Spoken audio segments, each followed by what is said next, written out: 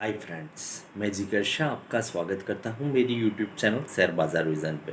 दोस्तों, एक बार फिर से मिल रहे हैं नेक्स्ट वीक की स्ट्रेटेजी के साथ। नेक्स्ट वीक में बाज़ार कैसा रहेगा अनुमान लगाने की कोशिश कर रहे हैं, और पूरे वीक के लिए निफ्टी का रूट कैसा रहेगा अनुमान लगाने की कोशिश कर रहे हैं।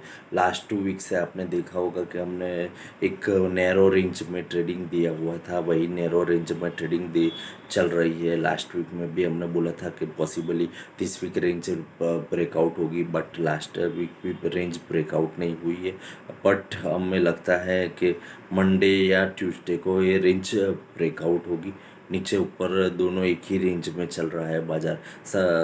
जो 19,300 है वो ब्रेक करके नीचे बंद नहीं आ रहा है कैश निफ्टी, और ऊपर में 550 के ऊपर नहीं आ रहा है, तो एक रेंज बाउंड है। मंडे का बाजार भी थोड़ा फ्लैटिस मोड में रहेगा, but after Monday second half या ट्यूसडे को मार्केट में थोड़ा मूड दिखेगा। मार्केट ब्रेकआउट कर जाएगा और नीचे की ओर या ऊपर चला जाएगा। हमें लगता है कि कुछ ना कुछ नेक्स्ट वीक में ऐसा होगा कि जिससे मार्केट में एक तेज़ी या मंदी का रूट फिक्स हो जाएगा। लास्ट 2 या 2.5 वीक से ऐसा हो रहा है कि बाज़ार में कहाँ पे चल रहा है वो ही पता नहीं, एक रेंज में है। आप जब भी देखो भाव प्राइस वही का वही है। या निफ्टी के पर्टिकुलर स्टॉक्स ऊपर नीचे करके रेंज बाउंड करके बाज़ार को क्लोज दिया जाता है, तो हमें लगता है वो रेंज टूटने वाली है। बाज़ार ऊपर या नीचे एक ब्रेकआउट आएगा, बट हमें मेनली हम थोड़े बाज़ार पे लास्ट 2 वीक से आपने देखा होगा थोड़ा नेगेटिव है, तो अभी भी हम थोड़े नेगेटिव ही है। हमें लगता है मार्केट में सेल ऑन एवरी राइज की स्ट्रेटेजी नेक्स्ट वीक में भी कंटिन्यूअस रखनी पड़ेगी। ऊपर में 19,310 निफ्टी क्लोज है। ऊपर में 360 या 380 के आसपास आता है, तो निफ्टी को सोल्ड करना चाहिए। 450 का एसएल रहेगा।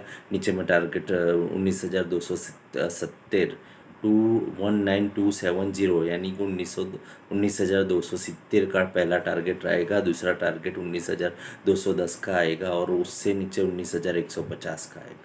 तो हमें लगता है कि मार्केट एक ब्रेकआउट देगा, और वो भी हम मोस्ट प्रायोरिटी हम एक्सपेक्ट कर रहे हैं कि नीचे की ओर ब्रेकआउट आएगा, तो कुछ ना कुछ नेगेटिव न्यूज़ आएगी। आपका मंडे को दोपहर के बाद आती है या ट्यूसडे को आएगी। मंडे तो फ्लैटिश मोड रहेगा।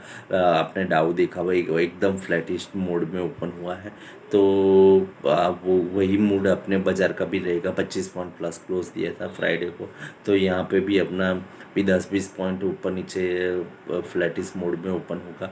बाद में जो मुंह आता है देखना पड़ेगा। 19,300 जो अहम लेवल बाजार टिका के बैठा है वो ब्रेकआउट होगा, तो मिनिमम 500 से 600 पॉइंट की मूवमेंट हमें देखने को मिलेगी। तो 19,300 के नीचे बाजार जब भी बंद आए, तो जो भी पोजीशन है उससे एग्जिट ले लेनी चाहिए। शॉर्ट टर्म 1 या 2 वीक के लिए मार्केट नेगेटिव हो जाएगा। बेयर मार्केट वो जिसको हम बोलते हैं, दो वीक के लिए तो बेयर मार्केट समझ ही लो। तो वही लेवल्स हम दे रहे हैं कि 300 के नीचे बंद आता है तो और ज़ोर से मंदी करो। नीचे में 500-600 पॉइंट की और जगह रहेगी, और 18,700-800 के बीच में कहीं पे सपोर्ट लेगा। तब तक तो फ्री फॉल हो जाएगा बाज़ार में। तो हमें जो भी कॉल पुट की इंडिकेटर दिखा रहे हैं वो मंदी के दिखा रहे हैं। पॉजिटिव की और हो जो तेज़ी करना चाहते हैं उनके लिए हमारे पास एक है 19,350 के ऊपर चलता है, तो 19,300 का एसएल लगा के आप तेज़ी करो। 350 ऊपर जाता है तभी तेज़ी करनी है, बाकी तेज़ी नहीं करनी है। 19,350 के ऊपर चलता है तो 300 के एसएल से तेज़ी करो। ऊपर में 450 और 480 तक के दो टारगेट आ सकते हैं, बट हम बहुत ही ऐसे कुछ कॉल पे बुलिस नहीं है। जो तेज़ी करना चाहते हैं, छोटे एसएल से करना चाहते हैं, उनके लिए है।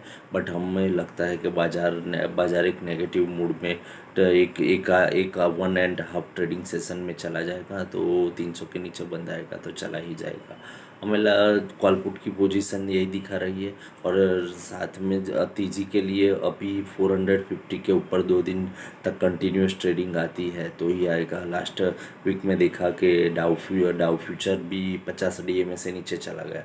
डाउ भी 50 डीएमए से नीचे चला गया, और डाउ खराब होता है तो बहुत ही जल्दी 2-3 सेशन में 100 डीएमए तक पहुंच जाएगा। तो वो 100 डीएमए आता है तो वो बेयर मार्केट होगा। अभी तक हम उसको करेक्शन ही बोल रहे हैं। है, बट 100 EMA से नीचे मार्केट ट्रेड करेगा तो उसको बेयर मार्केट बोलते हैं। तो बेयर मार्केट में डाउ चला जाएगा तो हम नहीं समझते हैं कि उसके बाद अपने बाज़ार को टिका रहेगा या मंदी ने तेज़ी नहीं होगी। ये दोनों दोनों पॉसिबल है। बाज़ार मंदी में एग्ज़िट अपने पे को भी आना ही पड़ेगा। हमें भी यूएस मार्केट को फॉलो कब तक नहीं करेंगे, उसको भी हमें फॉलो करना पड़ेगा, चाइना को भी फॉलो करना पड़ेगा।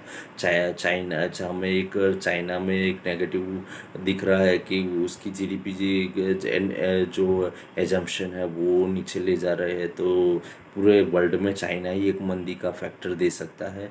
तो सो फ्रेंड्स, बी केयरफुल। हमें लगता है तेज़ी से दूर रहना चाहिए। तेज़ी करना चाहते हो तो स्ट्रिक्टली एसएल से हमने जो भी लेवल्स दिखा है उससे एसएल को फॉलो करके कर लेना चाहिए, या नहीं करो, या मंदी मंदी करनी है तो 300 के नीचे चला जाए। सब कंफर्म मंदी है तो 300 के नीचे बाज़ार बंद आता है तो निफ्टी को बेच के चले जाओ, वहाँ पे आपको एक मंदी का कॉल बिक जाएगा। बैंक निफ्टी लास्ट सेशन में हमने देखा निफ्टी नेगेटिव थी, बैंक निफ्टी पॉजिटिव थी। लास्ट में दोनों ने संयुक्त साहस करके बाज़ार को टिका दिया और बाज़ार को सस्टेन होने में मदद कर दी। तो हमें लगता है कि बाज़ार में बैंक निफ्टी में तेज़ी होगी और निफ्टी में तेज़ी होगी तभी बैंक निफ्टी और आगे भागेगा। तो जब तक बाज़ार में तेज़ी नहीं होती तब तक बैंक निफ्टी में भी हम तेज़ी का कोई कॉल नहीं दे रहे हैं, बट बैंक निफ्टी में हम मंदी करने का भी आपको कोई ऐसा मैसेज नहीं दे रहे हैं। निफ्टी को आप ट्रैक करो, बैंक निफ्टी को अभी भी थोड़ा छोड़ दो, अभी ट्रेंड उसका फिक्स नहीं है। अब एक दिन बैंक निफ्टी दिखा रहा है बहुत ज़्यादा स्ट्रॉन्ग है, निफ्टी से भी स्ट्रॉन्ग है, और दूसरा दिन ऐसा आता है कि निफ्टी कहाँ कहीं और चल रही है और होती है, बैंक निफ्टी अलग चल रही है। पर ऐसा ट्रेड कोई कभी भी पॉसिबल नहीं है कि मैं बैंक निफ्टी तेज़ी करे और निफ्टी मंदी करे। तो निफ्टी जो भी करेगा तो बैंक निफ्टी को उसको फॉलो करना ही पड़ेगा। तो हमें लगता है कि हमें निफ्टी में मंदी दिख रही है तो बैंक निफ्टी पे भी आप करना चाहते हो तो मंदी करो या ट्रेड मत करो। जनरली हमारी वही है, सस्टेनेबल ट्रेड है। बैंक निफ्टी को छोड़ दो, निफ्टी को ट्रैक करो। निफ्टी में आपको मूवमेंट मिलेगी, बैंक निफ्टी में ऐसी मूवमेंट अभी तक हमने देखी भी नहीं है। बाज़ार मंदी लेगा तो लास्ट में बैंक निफ्टी गिरेगा। बाज़ार का जो लास्ट नेगेटिव सेशन चलाएगा तो बैंक निफ्टी चलाएगा। तो हम बैंक निफ्टी पे अभी ऐसा कोई बुलिश नहीं है। लास्ट सेशन में हमें थोड़ा मजबूत दिखा कंपैरेटिवली निफ्टी, बट वो निफ्टी से अलग नहीं होगा, चलेगा, अलग तेज़ी करेगा और निफ्टी मंदी करेगा, ऐसा कोई पॉसिबल नहीं है। नेक्स्ट एक ट्रिगर है रिलायंस जियो का लिस्टिंग। हमें लगता है रिलायंस जियो का फ्लैटिश मोड में लिस्टिंग होगा। 261 पॉइंट समथिंग डिस्कवर प्राइस है, तो 300 के आसपास ओपन होगा। 300 320 के बीच में कहीं पे भी ओपन होगा। तो हमें लगता है जियो को ठीक है, जिसके पास है प्रॉफिट बुक करना चाहता है तो उसको बेच देना चाहिए। बाकी हमें लगता है रिलायंस जियो करंट भाव बहुत, वैल्यूएशन बहुत महंगी है, करंट रेट सस्टेनेबल नहीं है।